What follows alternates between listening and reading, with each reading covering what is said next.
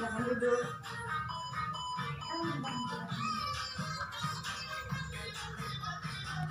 Semua sini.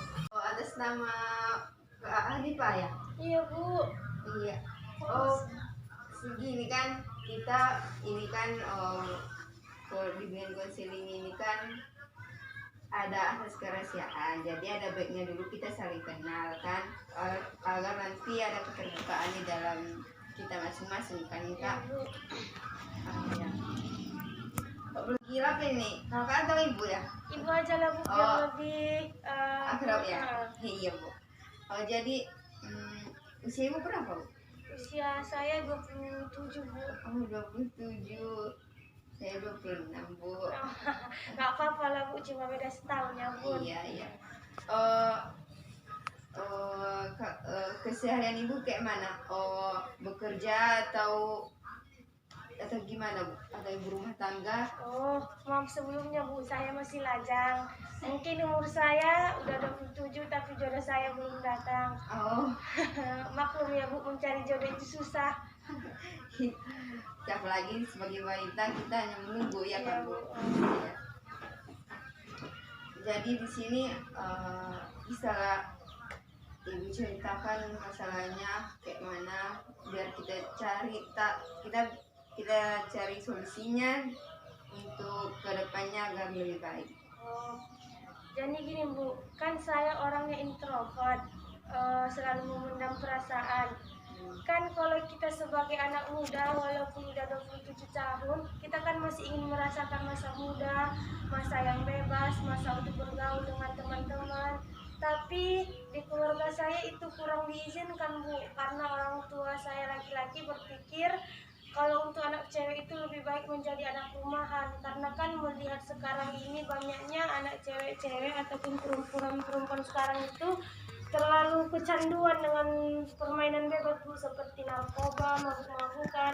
Tapi kan Bu, kita butuh refreshing namanya Bu. Jadi gimana itu Bu? Jadi kadang saya suntuk di rumah itu sendiri, sedangkan saya butuh pengaruh-pengaruh luar atau teman-teman luar yang menyemangati saya, seperti teman-teman lainnya Bu, pergi main-main, kan itu kan Bu bisa membuka suasana baru. Jadi saya merasa tertekan kalau di rumah Bu. Jadi itu kayak mana itu Bu solusinya? Oh, kalau boleh tahu ya Bu, pekerjaan orang tua ibu kayak apa Bu? Oh, kalau orang tua saya, ibu itu sebagai ibu rumah tangga. Karena kan Bu, kami banyak, adik-adik saya pun masih banyak.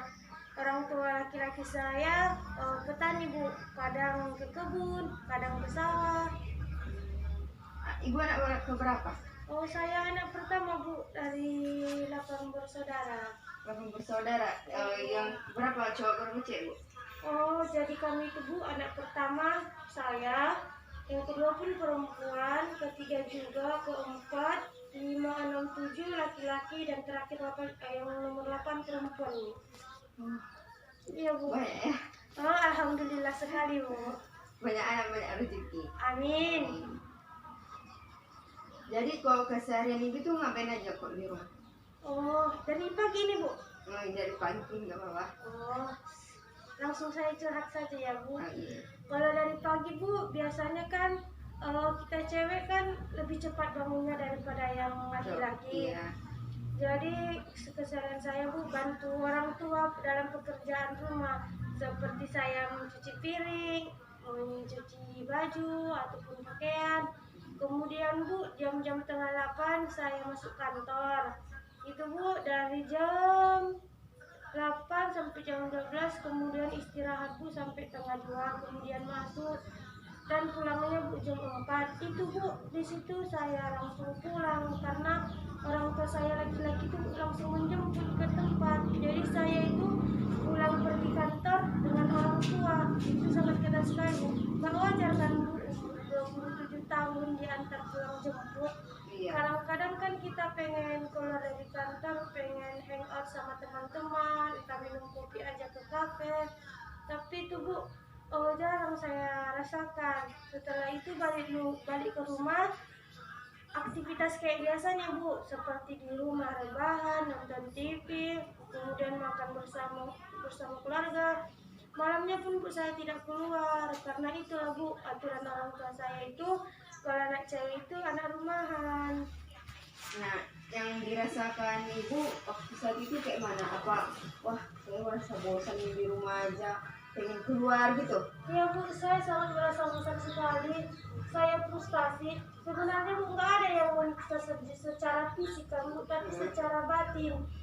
Gimana ya Bu dibilang, kalau kita dikekang gitu kan, kita cewek ini 80% cewek ibu itu patuh kepada orang tua daripada laki-laki. Kalau laki-laki biasanya langsung membangkang, tapi kalau kita cewek kan langsung iya saja Bu. Itulah Bu keseharian saya. Kalau ibu bilang frustasi, saya frustasi Bu, frustasi, pusing, stres.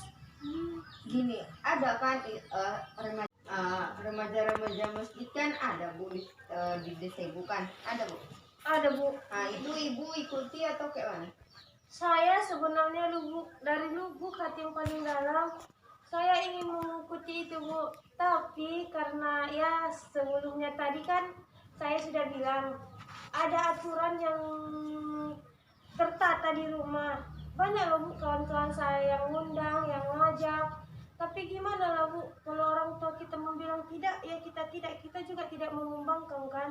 Karena itu orang tua kita, panutan kita, contoh bagi kita. Jadi saya tidak pernah ikut Bu untuk ataupun berbaur di remaja masjid itu sendiri. Itu saudari pernah menjelaskan kepada orang tua bahwa ini perlu loh Bu kayak gini remaja-remaja masjid ini biar saya lebih bisa berintegrasi sama kawan-kawan di luar sana, biar pengalaman saya juga banyak. Pernah nggak dibilang kayak gitu?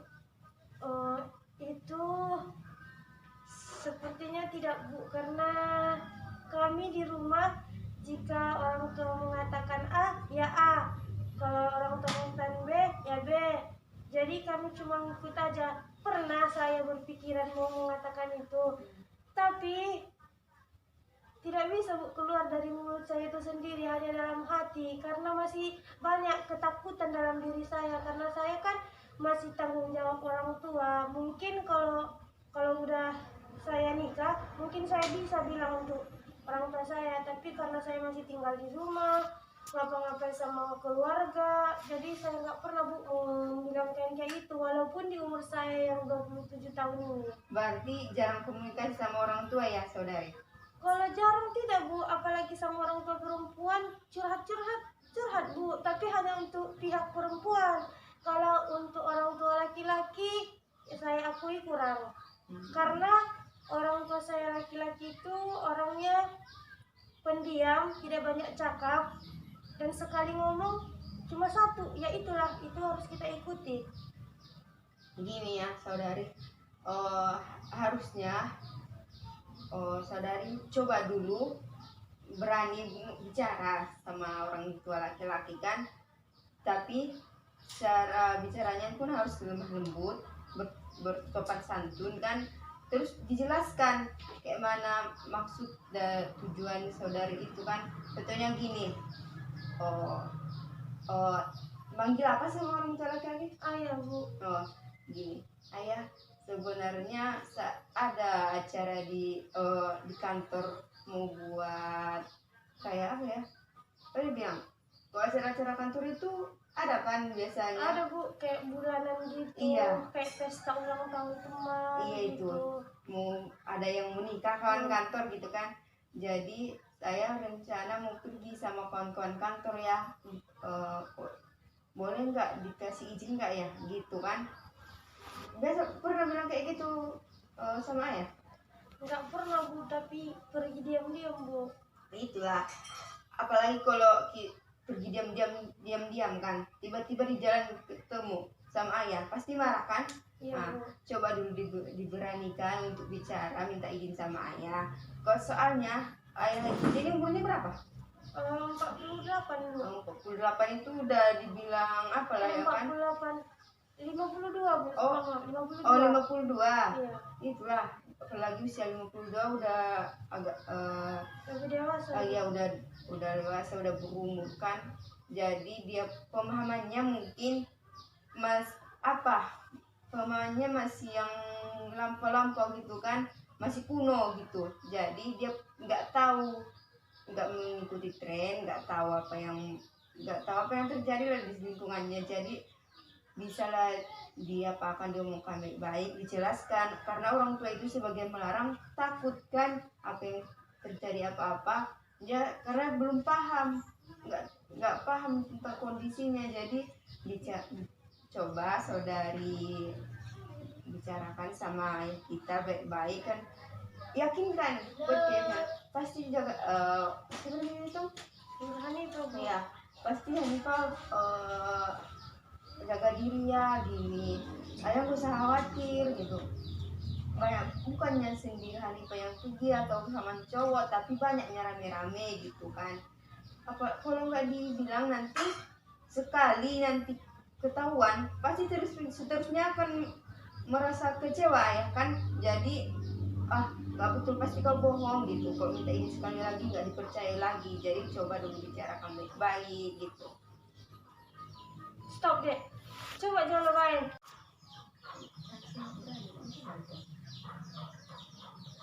Tapi Bu, seperti yang Ibu bilang tadi kan, dibicarakan baik-baik kepada orang tua saya.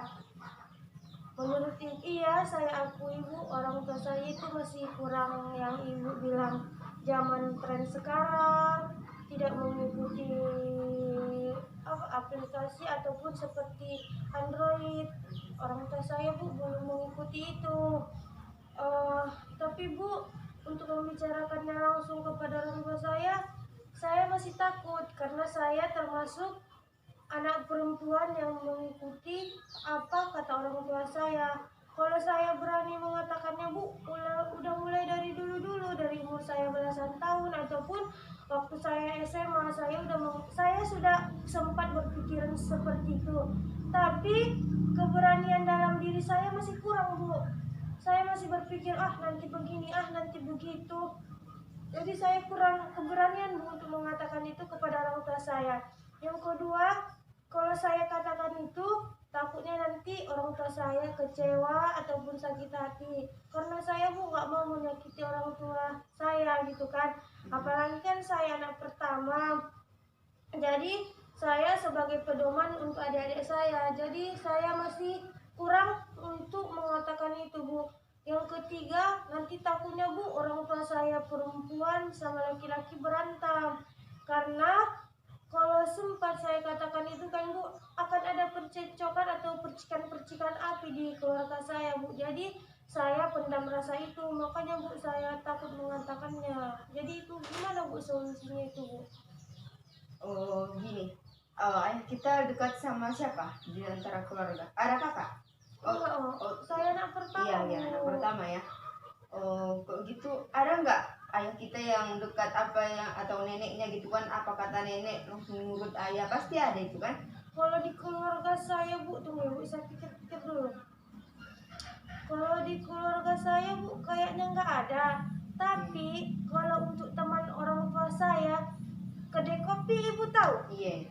Ada itu sahabat orang tua saya, namanya saya kurang tahu juga Bu, karena saya kurang berbaur juga di rumah. Jadi saya nggak tahu nama bapak itu siapa. Tapi bapak itu sering Bu sama ayah saya mau mancing sama, mau ngambil kayak menembak burung Ibu tahu? Berburu. Iya, berburu, mengambil burung sama bapak itu aja. Tapi Bu, saya takut sama bapak itu. Kenapa takut? Karena mukanya garang Bu. Iya, coba dulu kan dibilang sama bapak itu kan. Bapak itu sering datang ke rumah?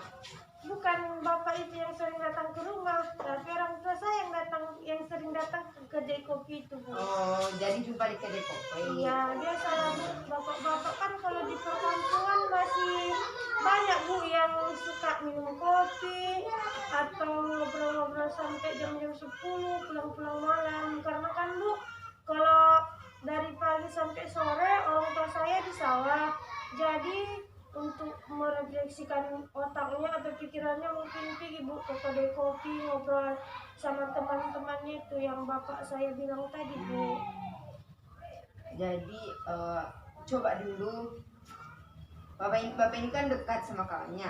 Coba dulu sadari Hanifah jumpa sama bapak itu, kawan bapak itu kan, siapa tahu kan. Itu nggak salah itu Bu. Nggak salah, iya, bawa juga orang tua saudara Hanifah perempuan, biar dijelaskan sama-sama gitu kan. Minta bantuan gini, terus kan siapa tahu bapak, ayah saya mendengarkan perkataan dari bapak gitu kan. Tolong bapak dijelaskan, masa iya saya anak gadis cuma di rumah aja kerjanya, nggak ada nggak ada berbaurnya. Nanti pun apalagi umur saya 27 tahun belum nikah, orang pun yang mau melamar gitu kan, pasti nggak pernah lah nampakkan Hanifah itu kok di rumah aja kan. Harus, kalau apalagi udah usianya 27 tahun, udah sepantasnya itu harus berbaur gitu kan. Baru dijelaskan sama bapak itu intinya apa gitu kan, siapa tahu bisa gitu. Iya, mungkin itu saya akan coba Bu. Ada juga Bu permasalahan teman saya, boleh saya curhatkan Bu, ibu ngasih solusi, jadi nanti saya menyampaikan sama teman. Iya, gini, ada juga kan sebagian mungkin saudari Hanifah udah berani kan untuk melakukan konseling. Ada lagi kawannya dia nggak berani melakukan konseling gitu ya. Iya, itu bisa di dalam konseling itu bisa. Kalau kita ada teman dia punya masalah tapi tidak memberanikan untuk melakukan konseling, jadi saudari bisa menjadi perwakilan teman saudari. Contohnya, jadi langkahnya gini, saudari jelaskan masalah teman saudari, baru kita cari solusinya. Kalau udah dapat solusinya, baru saudari sampaikan kepada teman saudari, seperti itu. Iya, itu bisa. Jadi masalah teman saudari ini kayak mana? Mungkin Ibu, kenapa jadi manggil saudari Ibu? Ibu aja lah Bu, biar lebih keluargaan. Oh iya. Jadi gini Bu, teman saya ini Bu nggak pernah pacaran. Dia ingin merasakan seperti gimana sih Bu pacaran itu. Tapi umurnya Bu udah 25, 2 tahun di bawah saya. Tapi saya pikir itu masih pantas untuk dia merasakan pacaran, karena dia kan belum menikah, belum ada suami, jadi tahu kan nggak masalah-masalah juga. Jadi tuh gimana itu Bu solusinya kalau dia mau pacaran, tapi dia Bu takut kayak mana Bu? Kalau soal berhubungan itu kan Bu ada namanya bahagia, ada namanya sedih. Di kala bahagia itu kan Bu, itulah yang berseri-seri pas pertama-tama mulai. Tapi Bu, di kala sedih kan itu kan jika ada percikan-percikan cemburu ataupun hawa-hawa mau putus, itu loh Bu yang ditakutkannya. Dia takut merasakan hal yang sakit itu Bu. Jadi gimana saya memberikan, Ibu lah dulu memberikan solusi kepada teman saya. Gini, Ibu pernah pacaran? Maaf Bu, belum pernah, tapi saya tidak ingin mencoba. Itulah, harusnya kan teman Ibu itu pernah juga pacaran? Belum, baru nggak berani memulai gitu ya? Iya Bu, sama kami Bu. Gini kan, apalagi kita kan Islam, jadi ada bagusnya nggak usah pacaran gitu kan. Apalagi kan, iya, saya sendiri juga pernah pacarannya, tapi dari pengalaman itu saya berani mengambil kesimpulan bahwa pacaran itu cuma enaknya atau senangnya itu cuma di awal. Lama-lama itu pasti sakit gitu kan, berdebat gitu. Jadi bisa lah diceritakan sama kalian untuk apa pacaran. Kalau apalagi umur udah 25 tahun, lebih baik cari yang lebih serius saja ya, ataupun melalui ta'aruf gitu kan. Iya Bu. Baru bilang lagi kayak gini, yakinkan teman Ibu kan gini, kamu udah 25 tahun masa masih mau pacaran.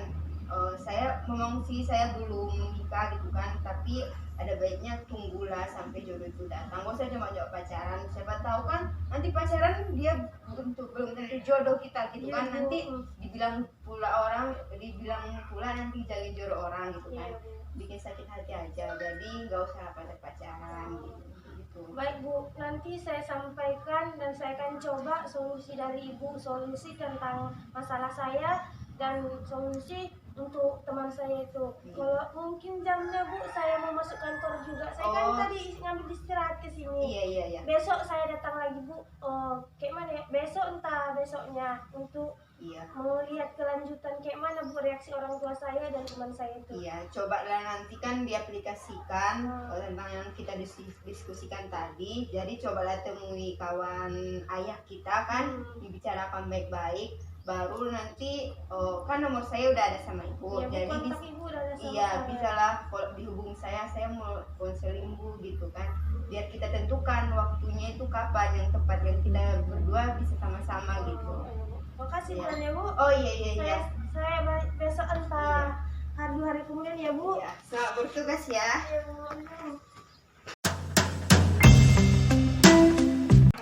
Selamat siang Bu Hanifah. Siang Bu. Bagaimana kabarnya? Alhamdulillah baik. Alhamdulillah. Jadi perkembangannya udah kayak mana Bu dari yang 3 hari ini kan? Jadi perkembangannya kayak mana? Oh, yang Ibu sampaikan saya semalam, saya udah mencobanya. Saya sudah mengajak orang tua teman dari ayah dan jawabannya masih ada Bu, hanya terdiam. Datang pun, jadi saya kayak agak bimbang Bu setelah itu. Apa kata teman ayahnya kemarin? Oh, kata kita manggil Uda aja ya Bu. Oh iya udah. Kata Uda itu mungkin kamu nunggu aja, nggak mungkin ada seorang orang tua memberikan peraturan yang nggak baik untuk anaknya ataupun untuk putrinya. Jadi kamu sabar aja, mungkin ayahmu berpikir biar kamu terjaga, tidak ikut-ikutan seperti anak-anak gadis di kampung saya Bu. Jadi kalau menurut Bu Hanifah ini kayak mana? Kita cari solusi lain tentang masalah ini? Mungkin tidak usah Bu, karena kan setiap mempunyai privasi masing-masing. Tapi kalau Ibu mau masih mengusulkan, saya masih terima. Iya, nenek masih ada kan? Oh masih Bu. Siapa tahu kan ayah Bu Hanifah ini mendengarkan apa perkataan nenek gitu kan. Coba dibilang sama neneknya, Nek bantu Hanifah dong Nek, bicara sama ayah. Masa selalu Hanifah udah 27 tahun tapi di rumah aja, nggak ada interaksi di luar sana. Bantu Hanifah lah Nek, untuk sekalinya aja acara kantor gitu kan, minimal untuk acara-acara kantor dibolehkan gitu. Saya akan coba Bu. Mungkin masalah ini Bu, saya mau menyampaikan masalah teman saya semalam yang pengen pacaran itu. Dia udah ngambil sikap Bu, udah ngambil tujuan hidupnya bahwa dia nggak mau pacaran. Seperti Bu yang Ibu sampaikan, dia mau taruh menunggu yang pasti Bu, yang lebih halal. Dan yang Ibu sarankan tadi terakhir saya akan coba Bu. Tapi mungkin ini terakhir saya konseling kepada Ibu. Oh, kenapa? Kok belum tahu? Karena kan Bu, setiap orang ada privasi masing-masing. Saya juga berpikir gini, mungkin orang tua saya juga ingin yang terbaik untuk saya, makanya saya tetap di rumah biar tidak ikut-ikutan seperti anak gadis yang lain. Kan sekarang lagi marak-maraknya pergaulan bebas. Iya, itu juga bagus. Tapi kalau udah terbiasa kan, ikhlaskan aja apa kata orang tua, didengarkan ya. Baru nanti kalau pengen jalan-jalan kemana-kemana gitu kan, siapa tahu nanti pas udah nikah ada di situ waktunya, kita bukan dikasih kebebasan oleh suami tapi dia ngajak jalan-jalan gitu, mudah-mudahan ya kan. Iya Bu, ini juga sudah kayak keterbiasaan karena udah selama umur 27 tahun. Mungkin udah terbiasa dengan peraturan-peraturan itu. Kalau saya melangkah lebih jauh lagi, takutnya saya kan salah jalan. Satu durhaka juga kan. Iya Bu. Iya. pokoknya udah dibuat usaha, tapi usaha ya beginilah hasilnya gitu kan. Ayah belum mengizinkan, jadi tetap semangat aja, turuti apa dulu kata ayah dari orang tua kita, jangan durhaka gara-gara cuma nggak dibolehin main gitu kan. Tapi kalau pengen main pasti iya kan, pengen itu kadang-kadang pengen main diam-diam gitu kan, tapi tahu batasan lah kan.